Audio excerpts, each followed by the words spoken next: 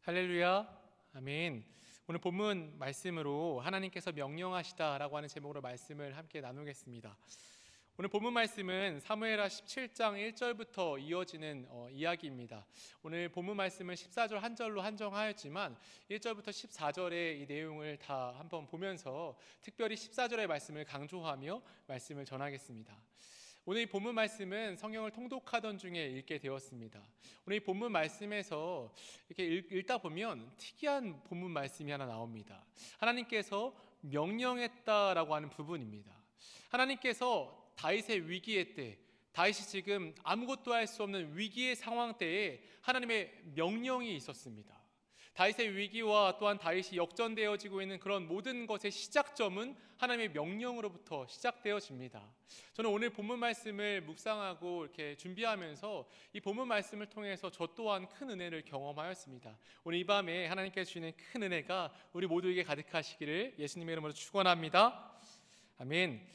오늘 1절에 보면 아히도벨이 압살롬에게 또 이르렀다라고 하는 것으로 시작되어지고 있습니다. 이는 앞에 본문에 있었던 본문의 분위기를 살려서 이 본문 17장의 이야기가 시작되어짐을 알 수 있습니다. 바로 앞에 사무엘하 16장 23절에 보면 이런 말씀이 있습니다. 그때 아히도벨이 베푸는 계략은 사람이 하나님께 물어서 받은 말씀과 같은 것이라. 아히도벨의 모든 계략은 다윗에게나 압살롬에게나 그와 같이 여겨졌더라. 아히도벨이라고 하는 전략가가 있었습니다. 근데 이 아히도벨의 전략은 엄청났습니다.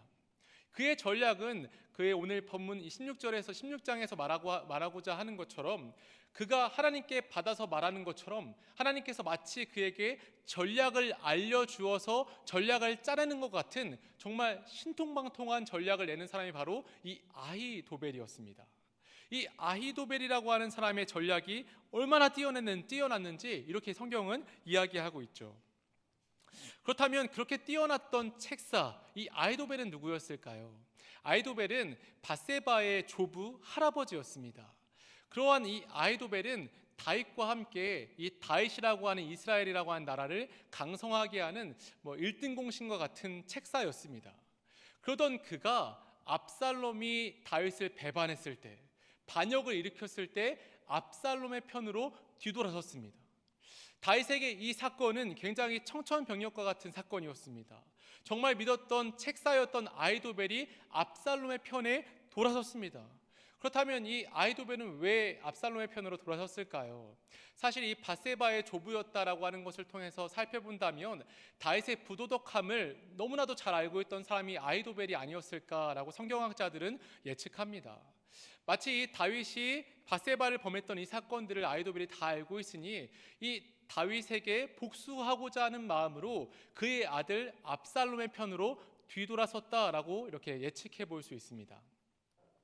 아히도벨이 다윗을 배반하고 압살롬의 편에 섰습니다. 그래서 이 아히도벨이 압살롬의 편에 섰다라고 하는 것을 다윗이 들었을 때 곧장 하나님께 기도하는 본문이 있습니다. 사무엘하 15장 31절에 보면 다윗이 이르되 여호와여 원하옵건대 아히도벨의 모략을 어리석게 하옵소서 하니라 라고 말합니다.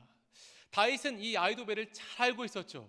그동안 아히도벨이 얼마나 정말 뛰어난 전략가이고 전략을 내보냈는지 다윗은 잘 알고 있었습니다. 그래서 이 아히도벨이 압살롬의 편에 왔다라고 하는 것을 듣자마자 하나님께 기도하는 거예요. 하나님, 이 아히도벨의 모략을 어리석게 해주십시오. 그렇지 않으면 이 압살롬의 반역이 너무나도 잘 될 것 같습니다라고 하나님께 기도했습니다. 아히도벨의 입술에서 압살롬의 반역의 성패가 좌지우지 된다라고 하는 것을 이 다윗은 잘 알고 있었습니다. 그만큼 이 아히도벨의 영향력은 뛰어났던 것이죠. 한 명의 책사는 나라를 뒤바꿀 수 있다라고 삼국지에서 이렇게 이야기합니다. 그만큼 아히도벨은 뛰어난 전략가이고 책사였기 때문에 압살롬의 편에 섰다라고 하는 것은 다윗에게 큰 사건이었다라고 말할 수 있습니다. 그런 신임받고 실력 있는 모사 아히도벨이 1절에게 압살롬에게 계략을 말했다라고 본문은 시작하고 있습니다. 뛰어났던 전략가인 이 압살롬이 이제 이 아이도벨이 압살롬에게 또 이런 새로운 계략을 이야기했다라고 말하는데, 앞에 있듯이 이 다윗의 후궁을 범하라고 하는 이 모략도 아이도벨이 냈습니다. 이 예루살렘이라고 하는 수도를 점령하고 다윗은 예루살렘에 10명의 후궁들을 남기고 떠났죠. 이 아이도벨이 압살롬에게 말할 때 이 10명의 후궁들을 범해라, 그러면 이제 너의 이 반역이 성공 궤도로 올라가고 있고 모든 사람에게 다윗의 이런 세력은 쇠퇴하고 나의 세력은 더욱더 강성해지는 것을 모든 사람들에게 다 알릴 수 있을 것이다 라고 하면서 이 후궁을 범하는 모습들이 나옵니다. 이제 오늘 본문에 이르러서는 이 극중 긴장감이 최고조에 올라가고 있습니다. 아이도벨이 이러한 계략을 한 뒤에 또 다른 계략을 냈습니다. 이 계략을 내면 이제 다윗은 죽을 수도 있다라고 하는 위기감을 본문에서는 말하고 있어요. 그렇다면 아이도벨이 어떤 계략을 냈을까요? 1절에 보면 이제 내가 사람 12,000명을 택하게 하소서라고 말합니다. 지금 이 압살롬에게는 이미 충분한 군사들이 있었습니다. 충분한 군사들 중에서 정예병사 12,000명을 택하게 해달라라고 이 아이도벨이 말했습니다. 그래서 이 정예병사를 이끌고 지금 다윗에게 가는데, 2절에 보면 다윗이 군하고 힘이 빠졌을 때 기습하여 그를 무섭게 하면 그와 함께 있는 모든 백성이 도망하리니 내가 다윗 왕만 쳐 죽이고 라고 말합니다. 다윗은 지금 지쳐있으니 그에게 지금 기습하면 다윗을 죽일 수 있다라고 말합니다. 지금 만약 다윗을 기습하면 다윗만 죽이고 그 곁에 있는 모든 자들은 다 도망할 만큼 그의 기세가 꺾여 있다. 지금 그를 치자라고 말했습니다. 그리고 나서 압살롬의 마음을 움직이기 위해서 3절의 말씀을 말합니다. 3절에 이렇게 말하죠. 모든 백성이 당신께 돌아오게 하리니 모든 사람이 돌아오기는 왕이 찾는 이 사람에게 달렸음이라. 그리하면 모든 백성이 평안하리이다 라고 말합니다. 3절 말씀은 우리의 마음에 확 와닿지는 않습니다. 근데 이 성경에서 가장 오래된 번역서, 구역의 번역서 72역을 번역하면 이렇게 해석할 수 있습니다. 제가 온 백성을 신부가 신랑에게 오듯이 당신께 돌아오게 할 것입니다. 당신이 찾는 것은 이 사람 하나이니 온 백성이 평안할 것입니다. 지금 아이도벨이 3절에 이 압살롬에게 말하는 것은 지금 이 다윗이 마치 악당과 같이 묘사하고 있습니다. 다윗이 지금 그들이 거느리고 있는 다윗과 함께 있는 자들은 다윗만 죽으면 마치 신부가 신랑에게 오듯이 돌아올 자들입니다. 그러므로 당신 압살롬이 민족 해방의 영웅이 되어서 지금 다윗을 죽이고 그들을 따르고 있는 모든 자들을 해방시켜 주십시오라고 아이도벨이 말하고 있습니다. 여러분, 이 아이도벨의 계략은 정말 엄청납니다. 사실 오늘 이 아이도벨이 이야기하고 있는 이 계략은 두 가지예요. 지금 압살롬이 지쳐있으니, 이 다윗이 지쳐있으니 이 다윗을 지금 기습해서 다윗을 치자라고 하는 것과, 지금 또 이 압살롬의 마음의 중심 가운데 이 압살롬의 교만을 자극하는 거예요. 당신은 진정한 민족의 영웅이니 지금 다윗에게 쳐들어가서 다윗에게 있는 모든 사람들을 해방시켜 주십시오라고 하는 이 아이도벨의 계략이 있습니다. 만약 지금 이 아이도벨의 계략이 이루어졌다면 다윗은 어떻게 될지 모릅니다. 다윗의 지금 상황에서 다윗은 큰 위기를 겪고 있죠. 이러한 아이도벨의 계략은 완벽했습니다. 지쳐있는 다윗의 군대를 기습하는 것도, 압살롬의 교만을 자극하는 것도, 그가 영웅이 될 것이라고 치켜 세우는 것도 완벽했죠. 압살롬의 내 외면을 모두 만족시킬 수 있는 아이도벨의 계략이었습니다. 오늘 이 본문 말씀은 사실 굉장히 사면초가 같은 말씀입니다. 우리가 이 땅을 살아가다 보면 참 어려움이 많이 올 때가 있습니다. 어려움이라고 하는 것들은 설상가상이라고 하는 말처럼 엎친 데 덮칩니다. 인생의 교훈들 중에 이런 말이 있죠. 안 좋은 일은 한 번에 찾아온다라고 하는 말이 있습니다. 삶을 살아가다 보면 희망이 하나도 보이지 않고 소망이 하나도 보이지 않는 것 같은 때가 있습니다. 성경에 드문 나오는 표현 중에 우겨쌈이라고 하는 표현이 있습니다. 이는 한 대상을 가운데다 두고 안으로 빙 둘러 가리는 모습을 말합니다. 한 대상이 숨 쉴 곳이 없을 만큼 그를 우겨싸고 그를 포위하는 것입니다. 그러한 인생의 위기의 때가 우리의 삶에 종종 오죠. 우리의 삶에 찾아오는 어려움들, 경제적 어려움이나 건강의 어려움, 관계의 어려움, 특별히 사람의 한마디 말이 우리의 마음을 후벼파고 마치 희망을 한 번도 찾아볼 수 없을 만큼 우리의 마음을 힘들게 하기도 합니다. 요즘에 넷플릭스에서 한참 인기를 끌었던 드라마가 하나 있습니다. 그것은 정신병동에도 아침이 와요라고 하는 드라마입니다. 요즘에 저희 애들이 조금 일찍 자서 조금 여유가 생겨서 애들이 자면은 요즘 이렇게 가끔씩 보는데, 이 드라마는 굉장히 재밌어요. 시간 되신 분들 보시면 좋을 것 같은데, 이 정신병동의 이야기를 담고 있습니다. 우린 정신병동을 사실 잘 모르고 우리와 익숙하지 않은 공간이죠. 이 드라마에 보면 여러 정신질환들이 나옵니다. 우울증, 조현병, 공황장애, 조울증 등 여러 가지 정신질환을 담고 있는데, 이 드라마가 굉장히 인상 깊은 것은 뭐냐 하면 각각 그 화마다 병을 하나씩 다루는데, 그 병을 다룰 때에 그 병을 갖고 있는 환자와 그 환자를 치료하는 간호사나 혹은 그 주위에 있는 사람들과 어느 정도 이 병이 일맥상통하는 모습을 보여줍니다. 그러니까 말하자면 병을 갖고 있는 환자도 그 병을 치료하는 간호사도 그 병과 어느 정도는 교류하고 있는 같은 모습들이 있다라고 하는 것을 드라마에서 보여줍니다. 그래서 좀 스포를 하자면 이 드라마의 주인공 간호사가 마지막에 우울증으로 병원에 입원하기까지 안 보시겠네요. 네. 합니다. 네, 그런데 그런 모습이 굉장히 전 충격적이었어요. 그러니까 이 간호사가 마지막에 우울증으로 병원에 입원하면서 정신병동에 다시 돌아가게 되는데, 이 정신병동에 있는 사람들이 그 모습을 알게 됩니다. 그래서 막 항의를 하게 돼요. 어떻게 정신병동에 입원했던 사람이 간호사로 이렇게 올 수가 있느냐라고 하는 항의였죠. 근데 이러한 이 드라마를 보면서 저는 이렇게 처음부터 끝까지 다 봤는데요, 다 보면서 드는 생각은 그것이었습니다.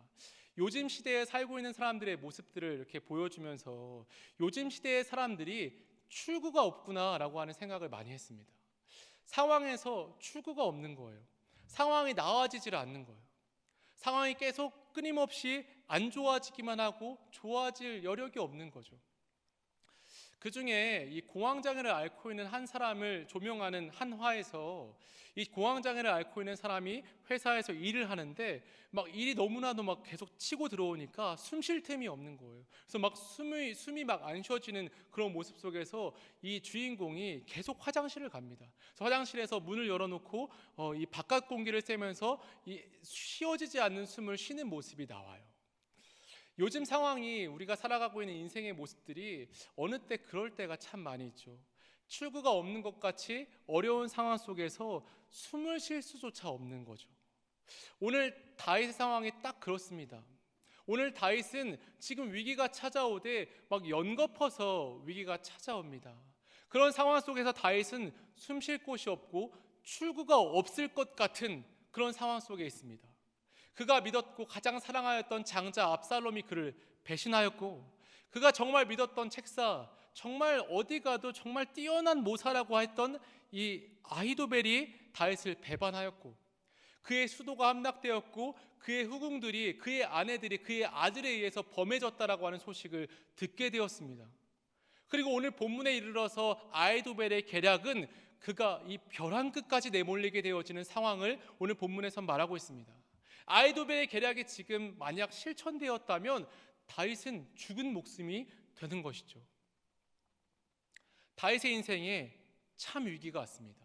만약 다윗에게 지금 이 아히도벨의 계략이 실행됐다면 성경의 다음 역사가 없을 만큼 큰 위기가 찾아왔습니다. 여러분, 그때 우리의 삶에 참 어려움이 찾아왔을 때, 오늘 이 다윗의 상황 속에서 하나님께 다윗에게 하시는 말씀이 무엇이죠? 바로 오늘 본문 14절의 말씀입니다. 여러분, 그러한 입장에서 14절 말씀 같이 다시 한번 읽어봤으면 좋겠습니다. 한번 읽어보겠습니다. 시작. 압살롬과 온 이스라엘 사람들이 이르되 아히도벨의 계략보다 낫다 하니 이는 여호와께서 압살롬에게 화를 내리려 하사 아히도벨의 좋은 계략을 물리치라고 명령하셨음이더라. 아멘. 사랑하는 충실한 성도 여러분, 우리의 삶에 위기가 찾아올 때, 어려움이 찾아올 때, 우리의 마음에 출구가 없는 것처럼 우리의 마음이 꽉 막혀 있을 때 우리는 하나님께 기도해야 되는 줄로 믿습니다. 하나님께 기도하면 하나님께서 오늘 14절의 말씀과 같이 우리에게 행하세요. 이는 여호와께서 압살롬에게 화를 내리려 하사 아히도벨의 좋은 계략을 물리치라고 명령하셨습니다. 할렐루야, 아멘. 하나님께서 우리의 삶 가운데 명령하셨다라고 말씀하세요. 다윗의 그 꽉 막혀 있는 상황 속에 하나님께서 회복을 명하셨다라고 하는 것입니다. 하나님께서 다윗의 꽉 막혀 있는 상황 속에서 역전을 명령하셨다라고 말씀하십니다. 지금 다윗의 또한 이 아히도벨의 계략이 어떠하든지, 아히도벨의 계략이 얼마나 좋든지, 그의 계략이 하나님께 받은 것과 같이 정말 뛰어난 계략임에도 불구하고 아무 상관이 없습니다. 하나님께서 그 아히도벨의 계략을 물리치라고 명령하셨습니다. 그 원수의 대적이, 원수의 그 계략이 너무나 뛰어나다 할지라도 하나님께서 지금 그 계략을 물리치라고 명령하셨습니다. 이 물리치다라고 하는 히브리어 파라르라고 하는 히브리어는 이 도기가 잘못 만들었을 때 도기를 깨트리는 장면을 파라르라고 말합니다. 물리치다, 잘못된 도기를 깨부시다. 하나님께서 인간의 계략이 하나님이 보호하시고자 하는 하나님의 한 사람에게 잘못 향하고 있을 때, 그의 목숨이 풍전등화와 같이 위기가 있을 때 그를 보호하시려 모든 상황을 리셋, 하나님의 명령으로 말미암아 회복을 명령하시면서 역전을 명령하시는 것을 본문은 말씀하고 있습니다. 다윗의 위기의 때 하나님께서 명령하시니 상황이 역전되어지기 시작했습니다. 역사의 주관자 되신 하나님께서 인간의 계략과 모사에 직접 개입하십니다. 이 명령이라고 하는 히브리어 차바는 성경에서 약 500회 정도 사용되어지는데 한 400회 정도가 하나님의 명령하셨다라고 하는 것과 연관되어 사용되어집니다. 이 차바라고 하는 단어가 가장 먼저 쓰였을 때가 창세기 2장 16절의 말씀입니다. 여호와 하나님이 그 사람에게 명하여 이르시되 동산 각종 나무의 열매는 내가 임의로 먹되 선악을 알게 하는 나무의 열매는 먹지 말라라고 하실 때 이 명령이 차바라고 하는 단어입니다. 또한 이 단어는 PL 완료형이라고 하는 문법이 사용됩니다. PL이라고 하는 것은 이 말하는 주체를 강조하는 문법이고, 완료형이라고 하는 것은 과거의 어느 시점에 이 일이 이루어졌고 변개함이나 바뀜이 없다라고 하는 것을 말합니다. 하나님께서 명령한 이 말은 어느 한 시점에 하나님께서 직접 말씀하셨다라고 하는 의미를 갖습니다. 하나님께서 다윗의 인생을 향하여서 회복을 명령하셨다. 다윗의 상황을 향하여서 이제 그 상황이 역전되기를 명령하셨다라고 말씀하고 있습니다. 그런데 오늘 본문에서 이 차바라고 하는 이 명령은 굉장히 인상 깊은 부분이 있습니다. 이 명령을 통해서 하나님께서 어떤 하나님의 이르시되 가라사대처럼 하나님의 말씀이 오늘 본문에 기록되어 있지 않아요. 하나님께서 명령함으로 내가 이렇게 말한다라고 명령하고 있지 않고, 오늘 본문에 하나님의 명령은 어떻게 이루어지는지 주목하시면 이 본문 14절에 이렇게 말하죠. 하나님의 명령이 있고 압살롬과 온 이스라엘 사람들이 이르되 아렉 사람 후세의 계략은 아히도벨의 계략보다 낫다 하니 라고 말합니다. 오늘 본문의 하나님의 명령은 하나님의 어떤 말씀을 담고 있지 않고 여론을 바꾸는 것이었습니다. 사람들의 마음을 움직이는 것이었습니다. 하나님께서 명령하셨고 그 명령, 역전의 명령이 떨어지자 그 주위에 있는 사람들의 마음이 바뀌기 시작했습니다. 저는 오늘 김일교대에 기도하실 때 이 부분에 집중해서 기도하셨으면 좋겠습니다. 우리의 상황 가운데 하나님께서 일하시는 방법은 우리의 상황에 우리에게 어떤 직접적인 말씀을 통해서 말씀해 주신다면 좋겠지만, 사실 그런 경우는 많이 없고, 하나님께서 우리의 상황 가운데 일하시는 방법은 우리의 주위에 있는 사람들의 마음을 바꾸시는 데에 있습니다. 우리의 삶의 문제의 상황 속에 문제를 일으키는 사람들의 마음을 바꾸시는 것입니다. 저 사람에게 이렇게 말했는데 그 사람에게 다르게 말했으면 좋았을 거라는 후회하는 마음을 갖게 하시곤, 그렇게 하시기도 하시고 여러 가지로 그 사람들의 마음을 바꾸어 내십니다. 이 부분은 굉장히 우리의 삶에 직접적으로 연관되어 있습니다. 우리의 문제의 상황을 바꾸시는 하나님은 우리의 문제의 상황에 명령하실 때에 여러 주위에 있는 사람들의 마음을 바꾸어 내시고 결국에는 이 문제가 완전히 역전되도록 이끌어 가신다라고 오늘 본문은 말씀하고 있습니다. 그렇다면 오늘 후세의 계략, 이 후세의 계략이 더 좋았을까요? 사실 그렇지 않습니다. 후세의 계략은 아히도벨의 계략보다 훨씬 좋지 않았습니다. 후세의 계략은 굉장히 간단한 계략이었어요. 이 다윗은 용사이니 지금 다윗은 어느 굴에 숨어 있을 것이다. 지금 다윗을 쳐들어간다면 다윗이 숨어 있는 그곳을 찾을 수 없을 것이고 그는 더 꽁꽁 숨을 것이다. 그러므로 내일 군세를 정비하여서 정면 승부를 보자. 우리의 군대는 참 많으니까 이 다윗의 군대를 충분히 이길 수 있을 것이다라고 하는 것이 이 후세의 계략이었습니다. 근데 이 후세의 계략보다 아히도벨의 계략은 훨씬 좋았어요. 그럼에도 불구하고 이 주위에 있는 사람들이 후세의 계략을 더 좋다라고 여기게 되었습니다. 하나님께서 회복을 명하셨고 그 결과 하나님께서 이 상황들을 역전시키고 있기 때문이죠. 그래서 본문 14절에서도 분명히 이것에 대해서 기록하죠. 이는 압살롬에게 화를 내리려 하였다라고 기록하죠.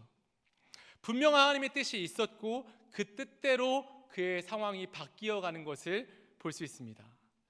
그렇다면 여러분, 이런 모든 과정에서 다윗이 한 것은 무엇이 있을까요? 다윗은 다만 기도만 하였습니다. 제가 아까 읽어드렸던 사무엘하 15장 31절에 다윗이 이르되 여호와여 원하옵건대 아히도벨의 모략을 어리석게 하옵소서 하니라. 아히도벨의 모략을 어리석게 해달라고 하는 기도한 것 외에는 다른 것은 다윗이 한 것이 전혀 없습니다. 오늘 본문에 심지어 다윗은 등장하지도 않습니다. 이런 위기의 때가 있는데 정작 위기를 맞고 있는 다윗은 등장하고 있지 않아요. 그럼 그날 밤에 다윗은 무엇을 하고 있었을까요?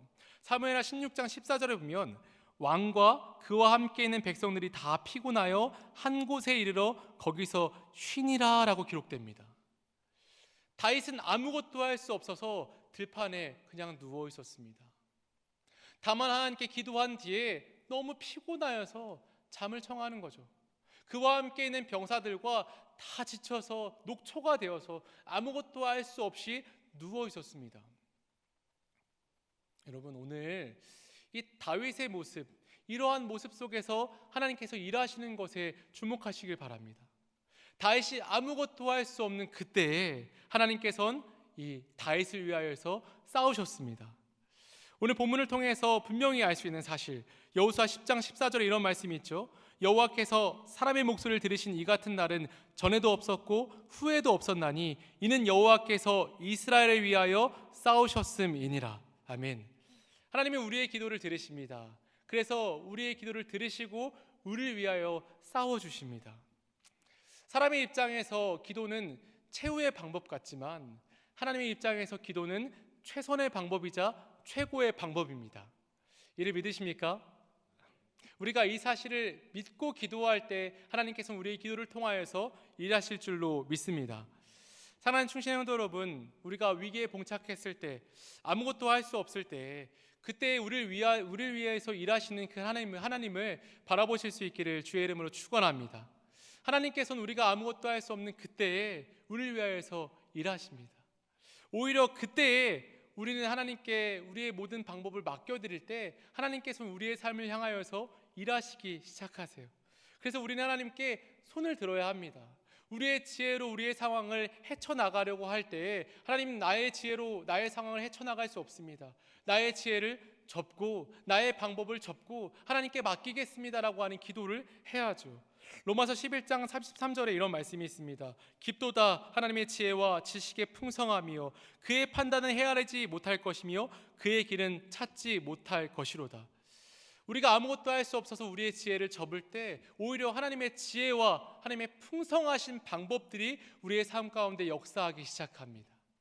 하나님께서 우리의 기도를 통하여서 하나님의 크고 놀라운 일들을 우리의 삶 가운데 행하시기 시작합니다. 우리가 아무것도 할 수 없는 그때 하나님의 지혜의 풍성함이 우리의 삶을 향하여서 기다리고 있고, 우리가 아무것도 할 수 없어서 우리의 판단을 접어들 때에 하나님의 판단이 시작되어집니다. 그래서 하나님께서 우리에게 다만 요청할 때에 너는 내게 부르짖기만 해라 라고 말씀하십니다. 예레미야 33장 3절에 너는 내게 부르짖으라 내가 내게 응답하겠고 내가 알지 못하는 크고 은밀한 일을 내게 보이리라. 아멘. 하나님께서 우리에게 이렇게 약속해 주셨습니다. 그러면 하나님께서 우리의 삶 가운데 일하실 때 이렇게 말씀하세요. 시편 46편 10절에 이르시기를 너희는 가만히 있어 내가 하나님됨을 알지어다. 내가 문 나라 중에서 높임을 받으리라. 내가 세계 중에서 높임을 받으리라 하시도다. 아멘. 하나님께서는 우리의 삶에 위기가 왔을 때, 우리가 정말 아무것도 할 수 없다라고 여겨지는 그때에 우리의 기도를 받으시기를 원하십니다. 하나님, 내가 아무것도 할 수 없습니다. 내가 이것도 해보고 저것도 해보고 다 해보려고 했지만 나의 상황이 꽉 막혀 있는 것 같고 아무것도 할 수 없는 그때에 오히려 하나님께서는 우리가 기도하게 하시고, 기도하실 때 우리의 삶의 회복을, 우리의 삶의 이 상황의 역전을 명령하십니다. 여러분, 오늘 이 본문 말씀을 정하고 난 뒤에 저에게도 이 말씀을 정말 깊이 적용할 수 있는 그런 일들이 있었습니다. 본문 말씀을 정하고 난 뒤에 굉장히 마음이 어려운 때가 있었어요. 충신교회에 와서 제일 힘들었던 것 같아요. 마음이 너무 무너지고 너무 힘이 드는 시간이 있었습니다. 그래서 제가 이 본문 말씀을 너무 심각한 것을 정하면 안 되겠다라고 두 번째 생각했는데 하나님께 기도했습니다. 하나님, 너무 힘이 듭니다. 마음이 무너지고 너무 어렵습니다 라고 기도하면서 계속 이 말씀을 묵상했어요. 하나님, 나의 상황에 회복을 명령하여 주십시오. 나의 삶을, 나의 상황의 이 삶의 모습들을 역전시켜달라고 계속 기도하였습니다. 그랬더니 하나님께서 이렇게 제 마음에 세밀한 음성을 주셨어요. 내가 판단하겠다. 내가 역전시키겠다. 너의 삶의 회복을 명해주겠다 라고 그 말씀을 듣는데 거짓말같이 이런 힘든 모든 상황들이 눈 녹듯 사라지고 상황이 변화되어지는 것을 경험했습니다. 여러분, 오늘 이 본문 말씀이 굉장히 능력 있는 줄 믿으시길 바랍니다. 우리의 상황과 우리의 삶에 하나님의 명령을 기다리십시오. 하나님, 나의 삶에 회복을 명하여 주십시오. 나의 삶의 이러한 모습 속에 하나님께서 삶의 회복을 명하여 주시고 역전을 명령하여 주십시오 라고 한 이 간절한 기도가 우리의 삶의 회복의 시작점이 될 줄로 믿습니다. 하나님께서 오늘 이 밤에 기도할 때 여러분 상황이 꽉 막혀 있고 답답하신 분들 계십니까? 그런 마음으로 하나님께 기도하시는 분들 계십니까? 어떤 사람이 한마디 말로 이 마음이 꽉 막힌 것 같은 정말 어려움 속에 있는 분들 계십니까? 하나님께 오늘 이 본문이 하나의 말씀, 14절 말씀, 압살롬과 온 이스라엘 사람들이 이르되 아렉 사람 후세의 계략은 아이도벨의 계략보다 낫다 하니 이는 여호와께서 압살롬에게 화를 내리려 하사 아이도벨의 좋은 계략을 물리치라고 명령하셨음이더라 라고 하는 이 말씀을 붙잡고, 하나님, 나의 상황에도 하나님의 명령이 필요합니다. 나에게 회복을 명하여 주시고 나의 상황과 나의 삶의 회복과 역전을 명령하여 주십시오 라고 하는 이 기도를 드릴 때 하나님께서 우리의 삶에 크게 일하실 줄로 믿습니다. 그래서 오늘 이 밤에 하나님의 은혜를 경험하실 수 있는 귀한 밤 되시기를 예수님의 이름으로 축원합니다. 아멘. 함께 기도하겠습니다.